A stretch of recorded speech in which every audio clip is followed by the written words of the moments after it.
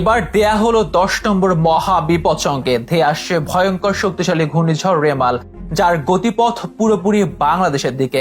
শুধু তীব্র ঝড় নয়, হতে পারে জলোচ্ছ্বাস ও পানির উচ্চতা বাড়তে পারে 10 ফিট পর্যন্ত। জোয়ারের সময় আঘাত করলে তা হবে আরো ভয়াবহ। ইতিমধ্যেই উপকূল অঞ্চলে বইতে শুরু করেছে ঝোড়ো হাওয়া, শুরু হয়েছে বৃষ্টি।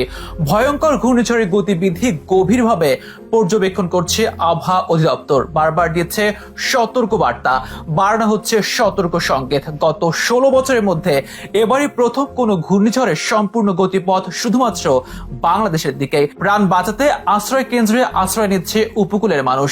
উপকূলের অনেক এলাকাতেই নেই বিদ্যুৎ, নেই মোবাইল নেটওয়ার্ক। অনেকেই হয়তো জানে না ঘূর্ণিঝড়ের ভয়াবহতা। এক্ষেত্রে এগিয়ে আসতে পারেন প্রবাসী ভাইরা। ফোন করে সতর্ক করতে পারেন নিজ পরিবার, আত্মীয় কিংবা বন্ধু বান্ধবদের। কতটা ভয়াবহ হতে যাচ্ছে রেমাল, কোথায় আর কখন করতে পারে আঘাত, কি বলছে আবহাওয়া অধিদপ্তর, এসবের বিস্তারিত নিয়ে থাকছে এখনকার আবহাওয়ার বিশেষ আপডেট।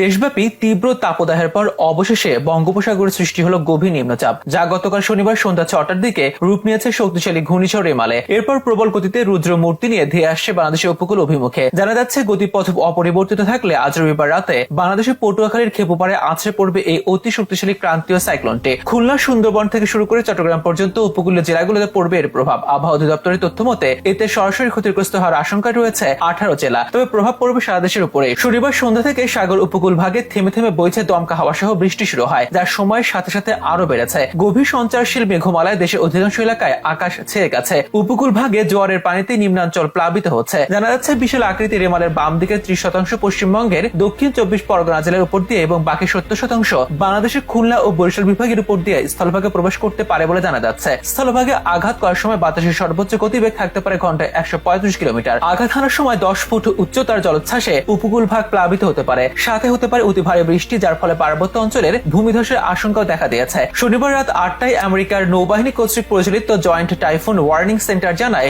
ঘূর্ণিঝড় রেমাল খুলনা বিভাগের সাতক্ষীরা, বাগেরহাট ও খুলনা জেলার উপর দিয়ে সরাসরি বাংলাদেশে আঘাত করার সম্ভাবনা প্রবল। এটি উপকূলে 13টি সহ 18 জেলায় রেমাল আঘাত আনতে পারে। রোববার ভোরে দেওয়া হয়েছে 10 নম্বর মহা বিপদ সংকেত। বাতিল করা হয়েছে কক্সবাজার বিমানবন্দরের সমস্ত ফ্লাইট। আবহাওয়াবিদদের মতে রেমাল অতিক্রমের সময় বাতাসের গতিবেগ 110 থেকে 120 কিলোমিটার পর্যন্ত হতে পারে। কখনো কখনো এটি 135 কিলোমিটার পর্যন্ত হতে পারে। আবহাওয়া অধিদপ্তরের তথ্য মতে ঘূর্ণিঝড় রেমাল ভারতের পশ্চিমবঙ্গ থেকে বাংলাদেশের পটুয়াখালীর মাঝামাঝি যে কোনো জায়গা দিয়ে উপকূলে অতিক্রম করবে। 9 জেলা রয়েছে তীব্র ঝুঁকিতে। এগুলো হলো সাতক্ষীরা, বাগেরহাট, খুলনা, বরিশাল, বরগুনা, পটুয়াখালী, ভোলা, পিরোজপুর, নোয়াখালী। তবে সর্বোচ্চ ঝুঁকিতে রয়েছে বাংলাদেশের সাতক্ষীরা, খুলনা ও বাগেরহাট। বেসরকারি সংস্থা বাংলাদেশ ওয়েদার অবজারভেশন টিম জানায়, ঘূর্ণিঝড় রেমাল সর্বোচ্চ ক্যাটাগরি 1 শক্তিমাত্রার ঝড় হিসেবে আজ রবিবার দিবাগত রাত থেকে সোমবার সকালের মধ্যে উপকূল অতিক্রম করতে পারে। ঝড়ের ক্ষয়ক্ষতির সাথে সারা দেশে ভারী থেকে অতি ভারী বৃষ্টিপাত হতে পারে। আগামী 24 ঘন্টায় 300 থেকে 350 মিলিমিটার বৃষ্টি হওয়ার সম্ভাবনা আছে বলে জানাচ্ছে আবহাওয়া অধিদপ্তর। এদিকে কানাডার সাসকাচুয়ান বিশ্ববিদ্যালয়ের আবহাওয়া গবেষক মুস্তাফা কামাল পলাশ আবহাওয়ার পূর্বাভাসে